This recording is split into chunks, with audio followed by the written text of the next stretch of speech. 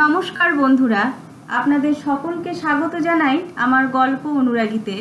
আপনাদের মনের মতো গল্প শোনার সেরা ঠিকানা গল্প অনুরাগী। এখানে আপনারা শুনতে পাবেন বিভিন্ন লেখকের বিভিন্ন স্বাদের গল্প। চলুন আজ আমরা শুনব বিভূতিভূষণ বন্দ্যোপাধ্যায়ের আমাটির ভেপু থেকে নেওয়া আগমনীর সুর গল্পটি।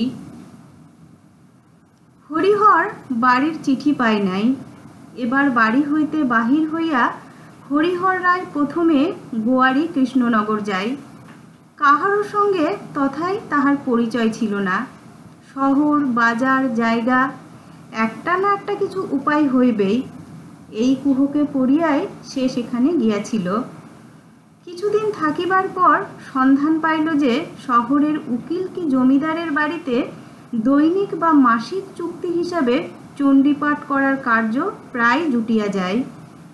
আশায় আশায় দিন 15 কাটাইয়া বাড়ি হইতে পথ খরচ বলিয়া যৎসামান্য যাহা কিছু আনিয়াছিল ফুরাইয়া ফেলিল, অথচ কোথাও কিছু সুবিধা হয় নাই। সে পড়িল মহা বিপদে। অপরিচিত স্থান, একটা পয়সা দিয়ে সাহায্য করে এমন কেহ নাই। খড়ে বাজারের যে হোটেলটিতে ছিল, পয়সা ফুরাইয়া গেলে সেখান হইতে বাহির হইতে হইল। একজনের নিকট শুনিল স্থানীয় হরিসভায় নবাগত অভাবগ্রস্ত ব্রাহ্মণ পথিককে বিনামূল্যে থাকিতে ও খাইতে দেওয়া হয়। অভাব জানাইয়া হরিসভার একটা কুঠুরির একপাশে সে স্থান পাইল বটে, কিন্তু সেখানে বড় অসুবিধা। অনেকগুলি নিষ্কর্মা গাঁজাখোর লোক রাত্রিতে সেখানে আড্ডা জমায়। প্রায় সমস্ত রাত্রি হৈ হৈ করিয়া কাটায়। অতি কষ্টে দিন কাটাইয়া সে শহরের বড় বড় উকিল ও ধনী গৃহস্থের বাড়িতে ঘুরিতে লাগিল।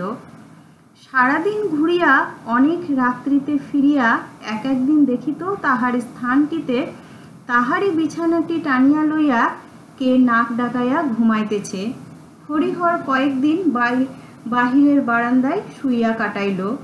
প্রায় এরূপ হওয়াতে ইহা লইয়া গাঁজাখোর সম্প্রদায়ের সহিত একদিন তাহার একটু বচসা হইল। পরদিন প্রাতে তাহারা হরিসভার সেক্রেটারির কাছে গিয়া কি লাগাইল তাহারাই জানে।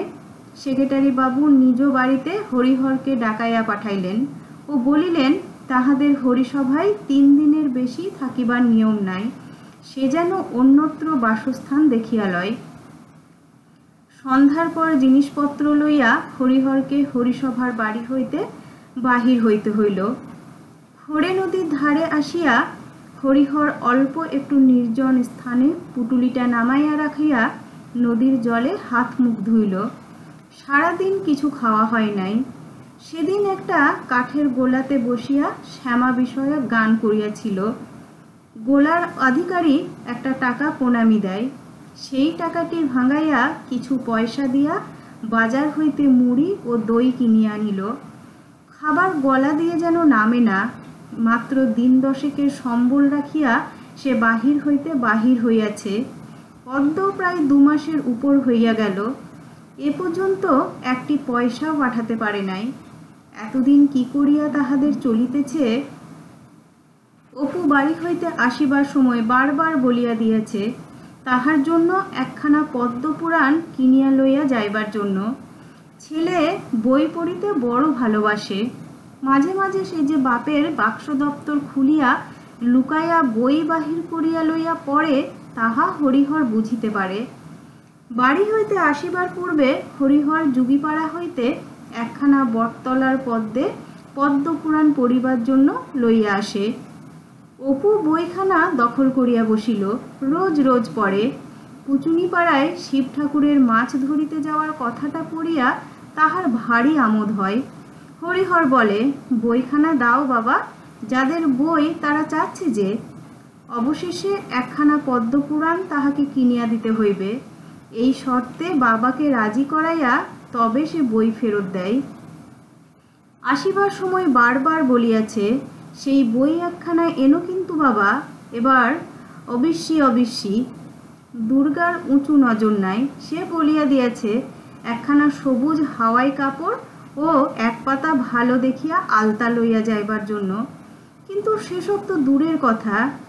কি করিয়া বাড়িতে সংসার চলিতেছে সেটাই এখন সমস্যা। সন্ধ্যার পর পূর্ব পরিচিত কাঠের গোলাটায় গিয়া সে রাত্রের মতো আশ্রয় লইল। ভালো ঘুম হইল না। বাড়িতে কি করিয়া কিছু পাঠাই এই ভাবনায় বিছানায় এপাশ ওপাশ করিতে লাগিল। সকালে উঠিয়া সে আবার লক্ষ্যহীনভাবে ঘুরিতে লাগিল। একটু শুভযোগ বোধহয় ঘটিয়াছিল। রক্ষিত মহাশয়ের কাঠের গোলাতেই একটা কাজের সন্ধান জুটিল।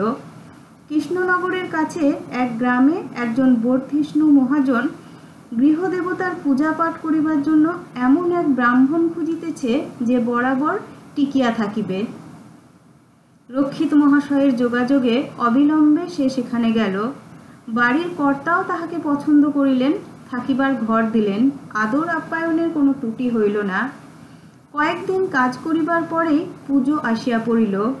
বাড়ি যাইবার সময় বাড়ির কর্তা 10 টাকা প্রণামী ও যাতায়াতের গাড়ি ভাড়া দিলেন।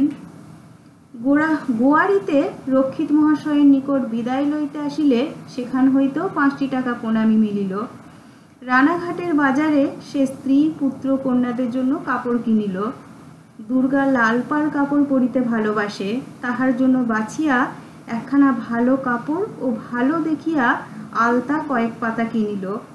অপুর পদ্মপুরাণ অনেক সন্ধান করিয়া মিলিল না। অবশেষে একখানা সচিত্র চণ্ডী মাহাত্ম্য বা কালকেতুর উপখ্যান 6 আনা মূল্যে কিনিয়া লইল। গৃহস্থলীর টুকটাক দু একটা জিনিস সর্বজয়া বলিয়া দিয়েছিল। একটা কাঠের চাকি বেলুনের কথা, তাহাও কিনিল। দেশে স্টেশনে নামিয়া হাঁটিতে হাঁটিতে বৈকালের দিকে সে গ্রামে আসিয়া পৌঁছল। পথে বড় একটা কাহারো সহিত দেখা হইল না। দেখা হইলেও সে উদ্বিগ্ন চিত্তে কাহারো দিকে বিশেষ লক্ষ্য না করিয়া হনহন করিয়া বাড়ির দিকে চলিল। দরজায় ঢুকিতে ঢুকিতে আপন মনে বলিল, ওহ দেখো কাণ্ডখানা, বাঁশঝাড়টা ঝুঁকে পড়েছে একেবারে পাঁচিলের উপর। ভুবন কাকা কাটাবেনও না, মুশকিল হয়েছে। আচ্ছা, পরে সে বাড়ির উঠোনে ঢুকিয়া অভ্যাস মতো আগ্রহের সুরে ডাকিল, ও মা দুর্গা, ও অপু। তাহার গলার স্বর শুনিয়া সর্বজয়া ঘর হইতে বাহিরে আসিল। হরিহর মৃদু হাসিয়া বলিল, বাড়ির সব ভালো তো? এরা সব কোথায় গেল? বাড়ি নেই বুঝি? সর্বজয়া শান্তভাবে আসিয়া স্বামীর হাত হইতে ভারী পুটুলুটি নামিয়া লইয়া বলিল, এসো, ঘরে এসো। স্ত্রীর অদৃষ্টপূর্ব শান্তভাব হরিহর লক্ষ্য করিল। তাহার মনে কোনো খটকা লাগিল না। তাহার কল্পনার স্রোত তখন উদ্দাম বেগে অন্যদিকে ছুটিয়াছে। এখনই বুঝি ছেলে মেয়ে ছুটিয়া আসিবে। দুর্গা আসিয়া হাসি মুখে বলিবে, কি এনেছো বাবা আমার জন্যে? অমনি তাড়াতাড়ি হরিহর পুটুলি খুলিয়া মেয়ের কাপড় ও আলতার পাতা এবং ছেলের সচিত্র চণ্ডী মাহাত্ম্য বা কালকেতুর উপাখ্যান ও টিনের রেলগাড়িটা দেখাইয়া তাহাদের তাক লাগাইয়া দেবে। সে ঘরে ঢুকিতে ঢুকিতে বলিল, বেশ কাঁঠালের চাকি বেলুন এনেছি এবারে। পরে সতৃষ্ণ নয়নে চারিদিকে চাহিয়া নিরাশা মিশ্রিত স্বরে বলিল, কই, হ্যাঁ গা, অপু দুর্গা এরা বুঝি সব বেরিয়েছে? সর্বজয়া আর কোনো মতেই চাপিতে পারিল না। উচ্ছ্বসিত কণ্ঠে ফুকারিয়া কাঁদিয়া উঠিল, ও গো দুর্গা, কি আর আছে গো? মাঝে আমাদের ফাঁকি দিয়ে চলে গিয়েছে গো। তুমি এতদিন কোথায় ছিলে? গাঙ্গুলি বাড়ির পুজো অনেক কালের।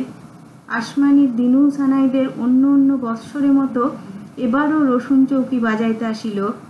প্রভাতে আকাশে আগমনীর আনন্দ সুর বাজিয়া ওঠে। নতুন কাপড় পরাইয়া ছেলেকে সঙ্গে লইয়া হরিহর নিমন্ত্রণ খাইতে যায়। পথে পা দিয়া কেমন অন্যমনস্ক হইয়া পড়ে। ছেলেকে বলে, এগিয়ে চলো, অনেক বেলা হয়ে গিয়েছে বাবা। নমস্কার বন্ধুরা, গল্পটি এখানেই শেষ হলো। কেমন লাগলো আপনাদের অবশ্যই আমাকে জানাবেন। আর হ্যাঁ বন্ধুরা, আপনাদের যদি আমার গল্প শুনতে ভালো লাগে তাহলে অবশ্যই আমার চ্যানেলটি শেয়ার এবং সাবস্ক্রাইব করবেন। আপনাদের সহযোগিতায় আমার এগিয়ে চলার পথকে আরও সহজ করে তুলবে। ধন্যবাদ। আর কিছু বলো।